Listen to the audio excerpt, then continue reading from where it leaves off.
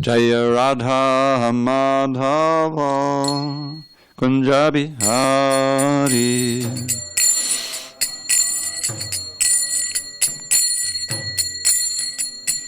Jaya Radha Madhava Kunja Bihari.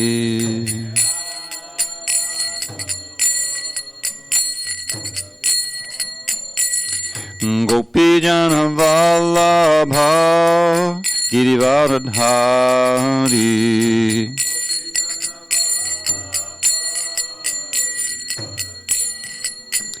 Jaya Gopi Jana Vallabha Girivardhari.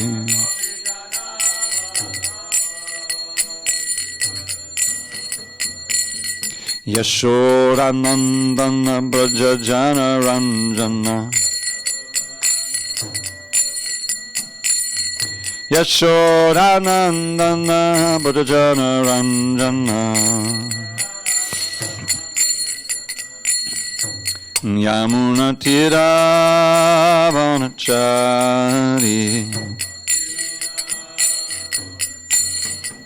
Yamuna Tira Vanachari. Jaya Radha Madhava Kunja Bihari.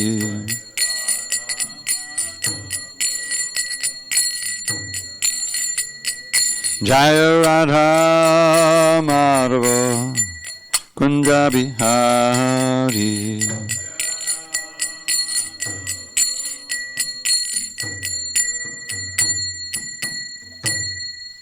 Jai Mr. Pad Paramahansa, Parudikacharya Ashtotar to the Sri Srimad Divine Grace, Srila A.C. Bhaktivedanta Swami Prabhupada Ki Jai. ISKCON BBT founder Acharya, Srila Prabhupada Ki Jai. Jai Mr. Pad Paramahansa, Parudikacharya Ashtotar to the Sri Srimad Divine Grace, Srila Bhakti Siddhanta Saraswati Thakur Ki Jai. Ananta Koti Vaishnavinda Ki Jai. Namacharya Srila Haridas Thakur Ki Jai. Grantaraj Srimad Bhagavatam Ki Jai. Samaveda Bhaktivinoda Ki Jai. All glories to the assembled devotees. All glories to the assembled devotees. All glories to the assembled devotees. All glories to Shri Guru and Gauranga.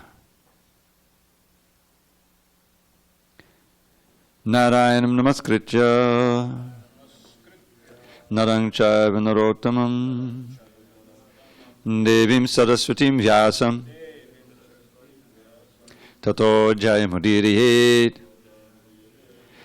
Before reciting this Srimad Bhagavatam, which is our very means of conquest, we should offer our respectful obeisances unto Lord Narayan, the Supreme Personality of Godhead, unto Narayan Rishi, the supermost human being, unto Mother Saraswati, the goddess of learning, unto Srila Vyasadeva, the author, and unto Srila Prabhupada, the translator, commentator, and our spiritual master.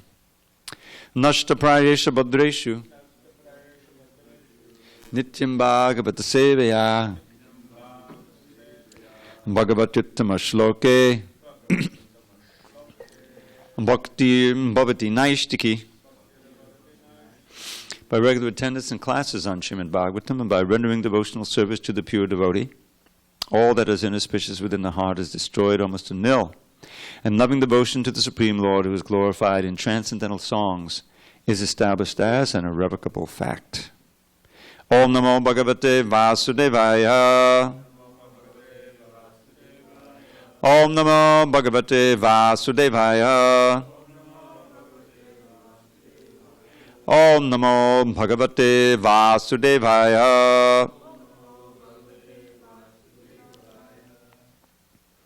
On this 11th day of March 2020 in SanDiego, we're reading from Srimad Bhagavatam, translation and commentary by His Divine Grace, A.C. Bhaktivedanta Swami Prabhupada. Canto 4, The Creation of the Fourth Order.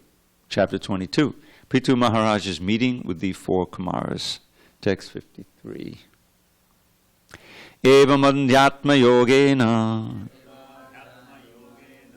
karmanyanusmaracharan.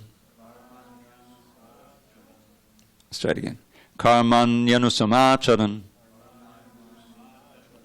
Putran utpadiyamasa pancharishyatma sammatam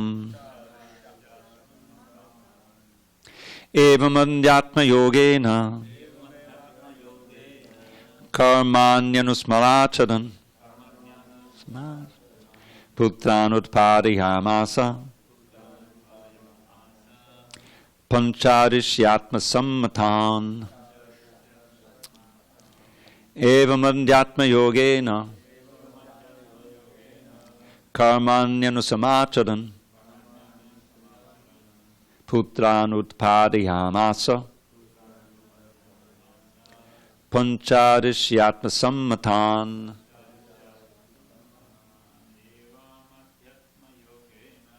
evamadhyatma yogena karmanyanusamacharan putran utpadiyamasa pancharishyatma sammatan evamadhyatma yogena karmanyanusamacharan putran utpadayanasa pancharishyatma sammatan. Jamal.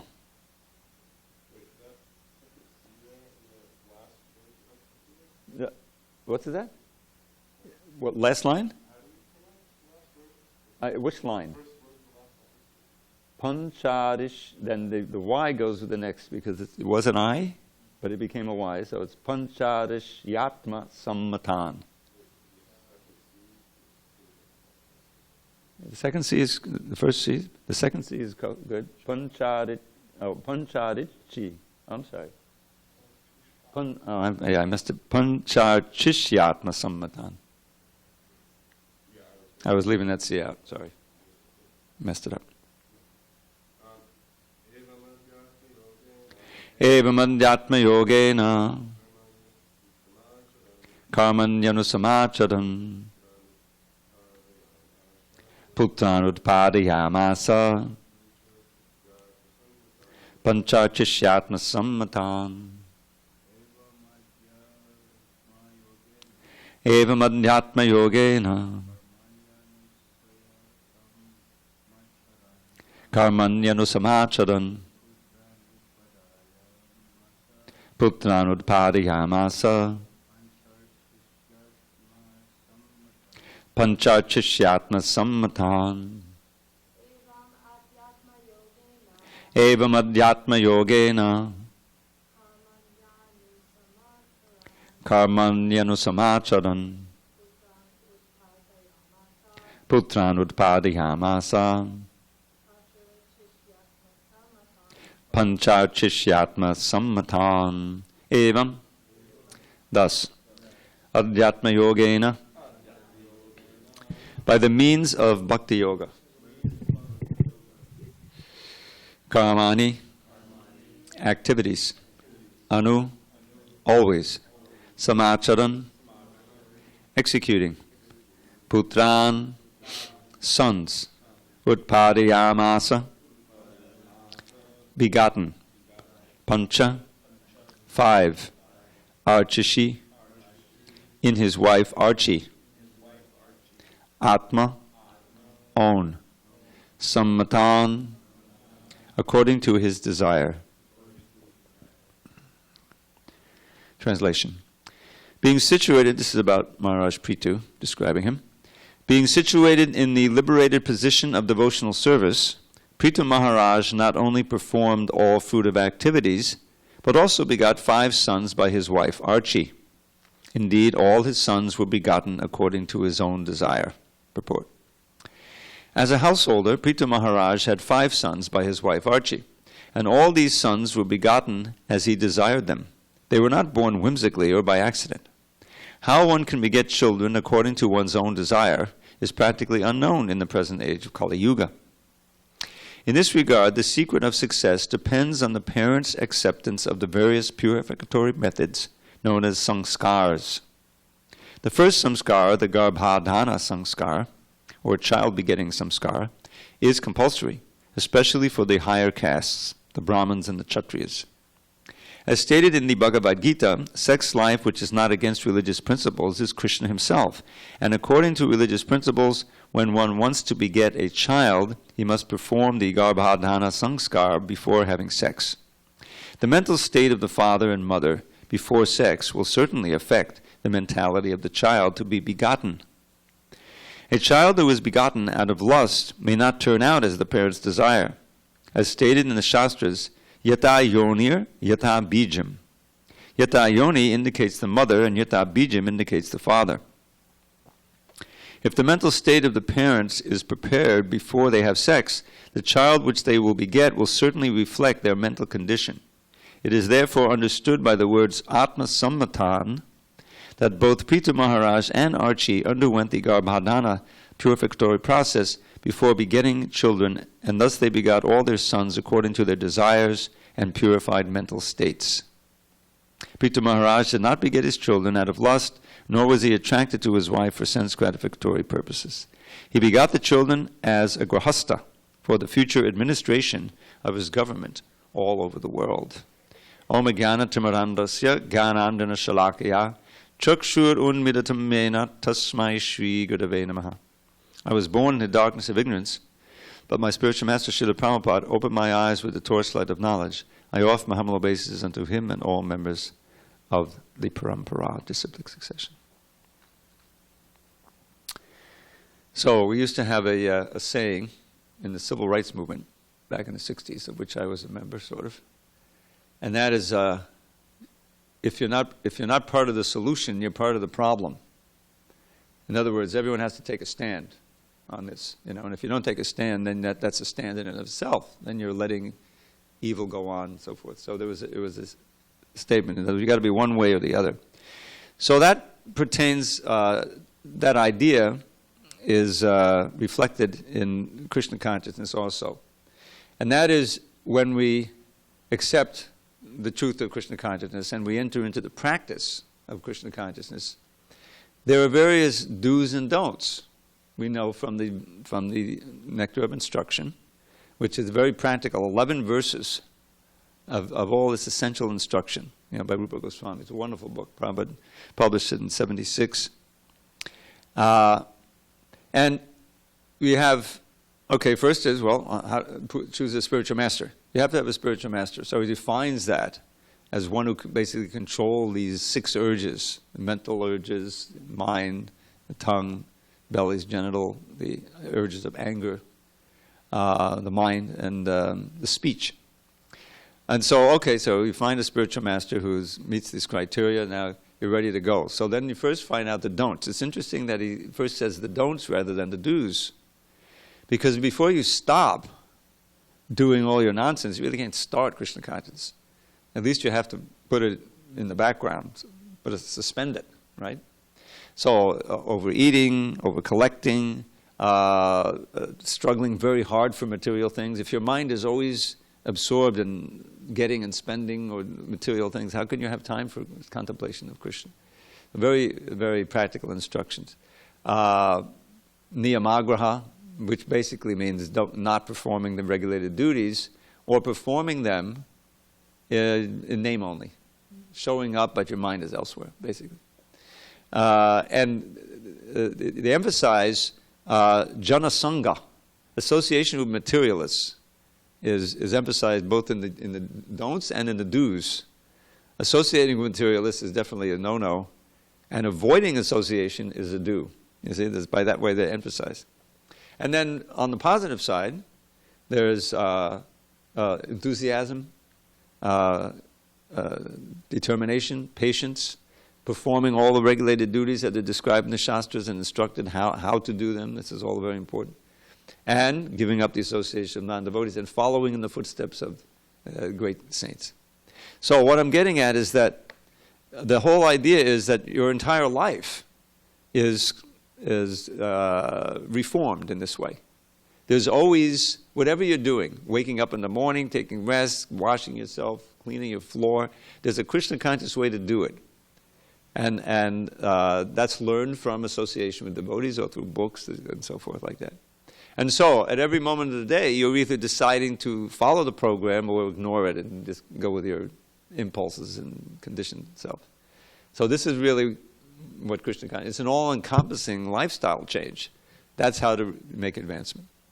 So in that regard, there's also a proper way of marriage and sex and children rearing and all these things.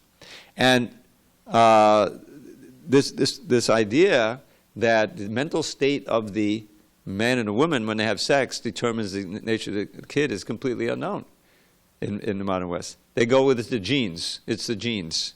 The genes you have are simply a record of your previous karma that created your body. Now, that's also going to, have a big bearing on the child, but the main influence is the state of mind, is your consciousness. Because it's probably described it. According to the state of your consciousness, you're inviting a certain soul who will be compatible with that state of consciousness, that state of mind. So what you're thinking of and your state of, and therefore probably this Garbhadan Sanskar, as far as I know, because I was never married in ISKCON, is chanting 50 rounds before having sex. You've heard of that. I don't know if you've heard of it, but that's what it is. It may be, in tradition, there may be more to it than that, but that was the basic principle that Prabhupada gave. So otherwise, as Arjuna explains, you get Varna Sankara.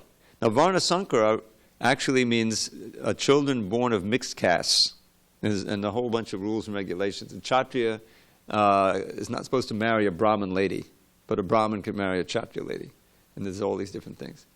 So when you mix the caste, then that creates some incompatibility between the man and wife, and that's reflected in the child. And then you get what we have today.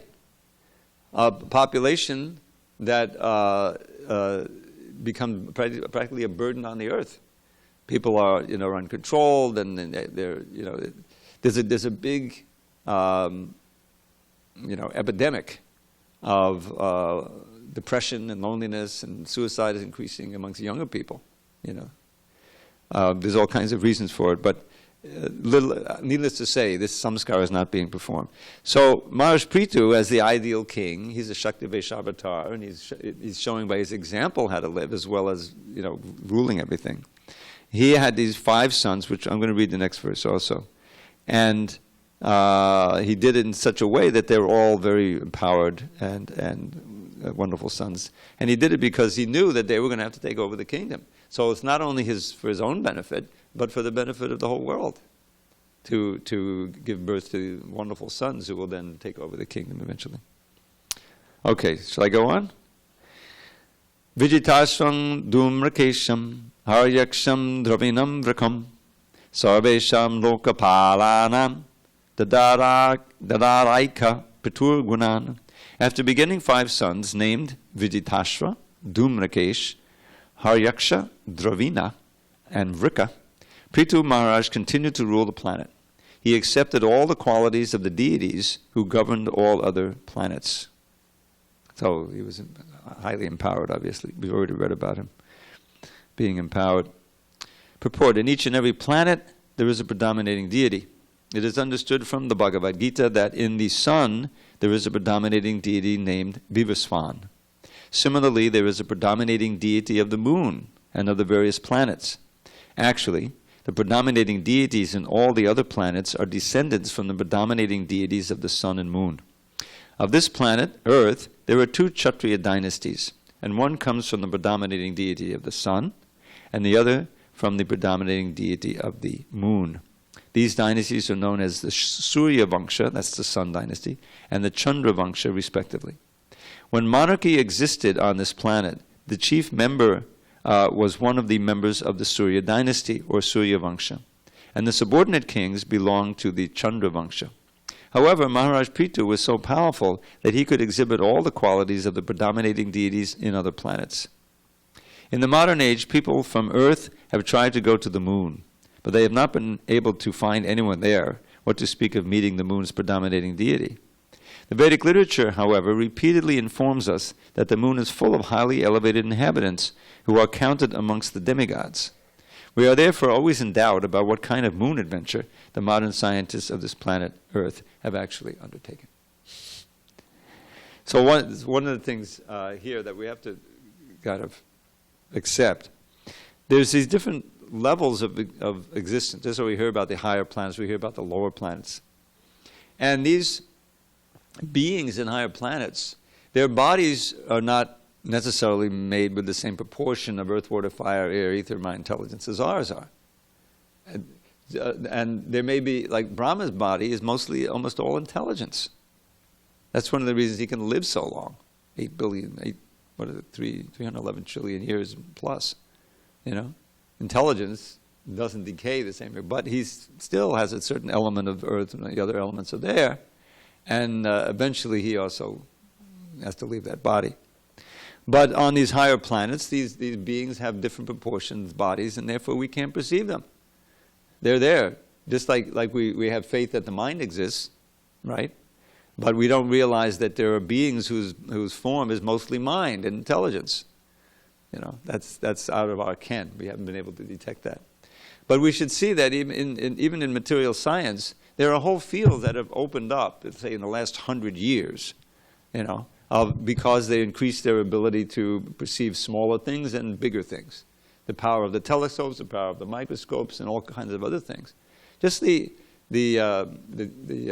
spectrum of what do they call it? Not ultraviolet spectrum, but there's a little spectrum that we can see, and there's whole kinds of other frequencies that we can't see, right? But we know they exist. Right in this room, right? They're from the towers and however they get these things going.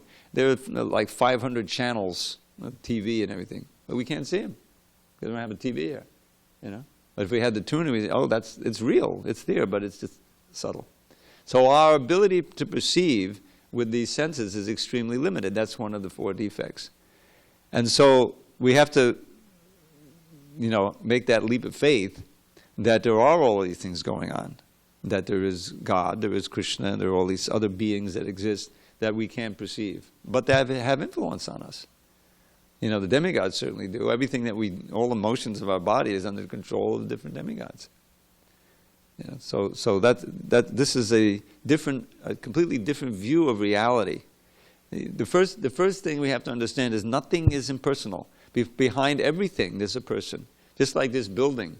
I don't know, some of you, Purusha published some of his pictures of them building this temple, of turning a warehouse into this temple, or whatever it was, And it took him a year, and there's the devotees, showed them doing the sculpture, and then, what was her name, the Guru Gopal Maharaj's wife? Kirtida, something like that. And she was an expert designer. She designed the whole thing. She spent time in India, the forms and everything. So there's intelligence behind everything. And even when it was a warehouse, there was some intelligence. Someone had to build it. So everywhere we look, there is a result, there is a evidence of intelligent design and an intelligent designer. The ultimate intelligent designer is Krishna. But he delegates. He doesn't have to worry about the weather that's going on here. He delegates that to Indra, and he figures out, how much rain is supposed to come and everything. So that's the world we live in, and it's a different world than I grew up in. I grew up in a world which was devoid of anything divine. This was the philosophy I learned, and everything was coming up from life was arising from matter. That's the main thing. From the primordial soup and all of these things. There's these blind natural forces, and in the course of many millions of years, they produce everything we see here, which is ultimately an absurd thing. Bhajan Maharaj recently sent us out a link to a bunch of videos that are produced actually by Christian scientists, not Christian scientists, scientists who are Christians. Christian science is another thing. And they're extremely professionally produced. And they're just blowing away this whole Darwinian idea. They're showing how just random mutations, that come in, no way can account for all of the variety of different organisms we see. And they get down into the DNA and show how it's very professional. But this is what people are walking around believing, is that I matter ultimately, and then there's all this threat of the robots and AI, artificial intelligence taking over, doing things that people used to do. And then what's going to happen to us? We get just thrown on the side. Just like all these homeless people. Can you imagine what it's like to feel like that? Like they're garbage. There's no place for them in the society. There's no work for them. This is an insane, barbaric organization. It's demonic, actually. A few people at the top manipulating the power and the money, And if that's the focus of a society, which is right out of the 16th chapter of the Bhagavad Gita, which is the demonic section, how much money did I make today? How much can I make? How can we organize the whole world in such a way that we keep people down as much as possible, pay them as little as possible? Right? This is capitalism, and keep all the profits. Well, now we've got these robots. We don't need these people. Let's discard them. And they're human beings. Now, in Krishna consciousness, every living entity is precious. We realize they're divine. They're part and parcel of Krishna. And especially human beings who can be infused with the inspiration to practice Krishna consciousness and regain their natural state of eternal life and go back to Godhead. That's the vision of the devotee. We read this morning one of the quotes, a real devotee is always planning how he can deliver more and more people. That's the anxiety, that's real Krishna consciousness. So the Prithu Maharaj is showing example in so many ways. How he greeted the Kumaras, his accepting of their instructions, how they honored them, how he brought the earth back to fruition, which because of his father was, so all this is very instructive. All right, I'm going to go on to another one if there's no questions here. Gopitaya jagat shrishte kale sve sve chitatmakaha manobhag vittibhi saumyaya guna samranjayan prajaha. Since Maharaj Prithu was a perfect devotee of the Supreme Personality of Godhead, he wanted to protect the Lord's creation by pleasing the various citizens according to their various desires. Therefore, Prithu Maharaj used to please them in all respects by his words, mentality, works, and gentle behavior. Purport. As will be explained in the next verse, Prithu Maharaj used to please all kinds of citizens by his extraordinary capacity to understand the mentality of others. Indeed, his dealings were so perfect that every one of the citizens was very much satisfied and lived in complete peace. The word Achyutatmakaha is significant in this verse. For Maharaj Prithu used to rule this planet as the representative of the Supreme Personality of Godhead. Who, other than our experienced scholars, knows what this name for Krishna means? Achyuta. I'm sorry? Yeah, it's infallible in Prabhupada's new... infallible literally means doesn't make any mistakes. Can't fall down. Prabhupada says infallible, so that's hopefully entered the dictionary at one point.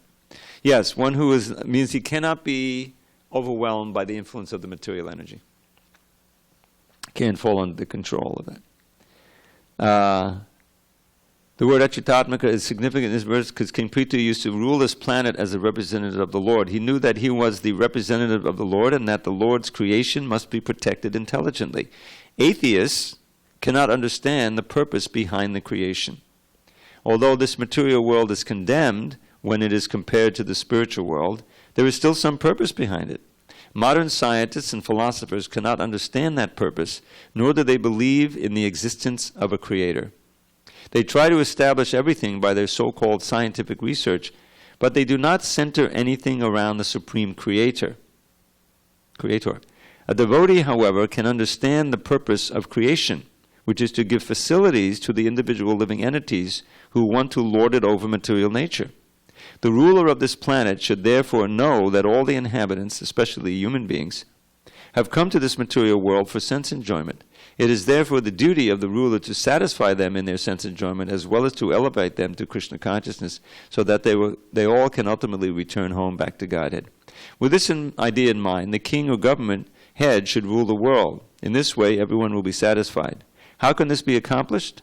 There are many examples, like Prithu Maharaj, and the history of his regency on this planet is elaborately described in Srimad Bhagavatam. Even in this fallen age, if the rulers, governors, and presidents take advantage of Prithu Maharaj's example, there will certainly be a reign of peace and prosperity throughout the world. So this is kind of a little surprising that the ruler is also meant to arrange for their sense gratification. But the whole idea is that it has to be within the context of the Vedic paradigm and also within the context of what's still compatible with advancement in devotional service. Because after all, devotional service is meant to bring you to the platform of vairagya vidya, of detachment from everything material and knowledge of oneself and this world and the Supreme Lord. So we have to be moving toward that. But at the same time, as for society in general, there needs to be eating, sleeping, mating, defending. But done in such a way that it doesn't completely corrupt your mind and lead to degradation. Without the central purpose of human life being understood and being strived for, then the sense gratification becomes everything. Because we're enjoying beings. We want to enjoy. And if we're not given a way to enjoy spiritually, then that enjoying spirit is going to be within matter. And that leads to, subhuman life. Nunam paramatta kurode vikarma yarindiya pritaya apanoti. Nasadamanya yata atmano yamasannapi kleshanashadeya. Rishabdev is teaching us. And he says, Nunam, for certainly those whose lives are simply dedicated to indriya priti, sense gratification, are mad. They've lost track of what is important in life, and they're operating on a crazed mentality. Because what's the point? You work very hard for sense gratification, you enjoy this flickering happiness, but in the process you're performing all kinds of sin, vikarma, and you're likely to lose your human form of life for extreme suffering in lower life forms. And even if you're born as a human being, then there's still suffering to go on. So he says it's just like, smoking cigarettes. I have a neighbor. Most people at this stage, they don't like, if they're not smokers, then whoever's hanging out in their house or living there, they could go outside and smoke. So yesterday, this lady in one of the apartments there was standing outside smoking. So, and because I didn't say anything to her about it. I just said Hare Krishna. But it's a perfect example. It's a perfect exemplary instance of the senses and overtaking the intelligence. Because who doesn't know by now that smoking is bad for your health? They used to try to hide that. There's a history of that, where they would pay doctors. I remember Life magazine. None of you remember Life. Do you remember Life magazine? It was a big format with a lot of pictures. Very popular. Came out every week. And I remember seeing these full-page or half-page ads, full color, and they'd show a doctor. He's got the white suit, and he's got the little thing for the heart, to test the heart, stethoscope. And he's looking in the camera and says, there's no evidence that cigarette smoking is bad for your health, I mean, he may not have even been a doctor, but he looked like a doctor, so he didn't fool the people. And this went on and on and on. And the executives would, lie about it and everything. Finally, it came to a head. It's obviously bad for you. Okay, we'll put a little notice on each pack. They still have it to this day. That came in the early 60s. Attention. Cigarette smoking is bad for your health. And that wasn't strong enough. It's hazardous for your health. Then they put a thing, pregnant women shouldn't smoke. It's bad for them. They try to up it, keep it up. So what do you got there? You're buying this thing, which in my day was 50 cents a pack. Now it's $7 a pack. There's that pain before you even light up the first cigarette. And then, and people are just ignoring that, because it's such a powerful addictive substance, nicotine, So then they said, okay, we'll get rid of the tar and everything. We'll just have the pure nicotine. And then they had this vaping thing. But now you've got all these poor people, ruining their lungs with vaping. It's just, is anything seem more insane than that? But this is what material life is that the certain sense gratification, whether it's sex, whatever it may be, takes hold of your mind and covers your intelligence. We've learned that in the 3rd chapter. Avitam jnanametena jnanino nityavairina. This eternal enemy in the form of lust, of material desire for unlimited things, covers the knowledge of the living entity. Kama rupena dushparena nalenaja. It's never satisfied, burns like fire. So this is the struggle of the aware living entity in this world. How to rechannel that lust from kama to prema. That's basically it. The kama that we have was once prema, but because we turned away from Krishna and focused on this material energy, it became adulterated by contact with the modes of nature, and it's become kama now. So Krishna consciousness, pure and simple, is transforming that kama back into prema by a total program of activity of the senses, the mind, and the intelligence. Everything we've got, and the voice, and whatever you may have, Because all of them are saturated now with the modes of nature. So that's what our great acharyas have taught us, given us a program. From the moment you wake up to the moment you take rest, there's a Krishna conscious way of acting. And we need guidance, and we need help, and we need association. And we definitely need prasadam. Now prasadam, I was reminded of that when reading this purport. Because anyone who joins, you're giving up so many things, but if the prasadam is, nicely prepared, nicely offered, it serves as an outlet. Okay, we worked very hard, and it was very ecstatic, but now I need some nice prasadam. And it's an outlet for some sense gratification. But, you're supposed to decrease it, so you're just eating what you need, but still you can appreciate the taste and everything Prabhupada did. This is where the bhakti comes in, how it's prepared, how it's offered, and so that reminds me of this. Now a king has to see, okay, I have a variety of different kinds of people. They need a spiritual way of doing things that will also bring them some gratification. But you need the exemplars also. You need the sannyasis. You need those who are really showing the ideal of renunciation and how you can be completely happy with practically nothing. And we have the Goswami's example, and we have sannyasi's example. The austerity. Austerity is the purifying process. As Rishabhdev says immortally. The first verse, Prabhupada gave like 15 classes on the first verse of the fifth chapter, fifth canto, when it came out. Nayam deho deha bhajang nirloke krishtang kaman adate vidbujange tapo divyam putakayena sattvam shuddhye jasma brahmasaukyam tvanantam. Don't waste this precious human life, dear friend, by working hard for haggish happiness. He's actually speaking to his son. Don't waste this precious life.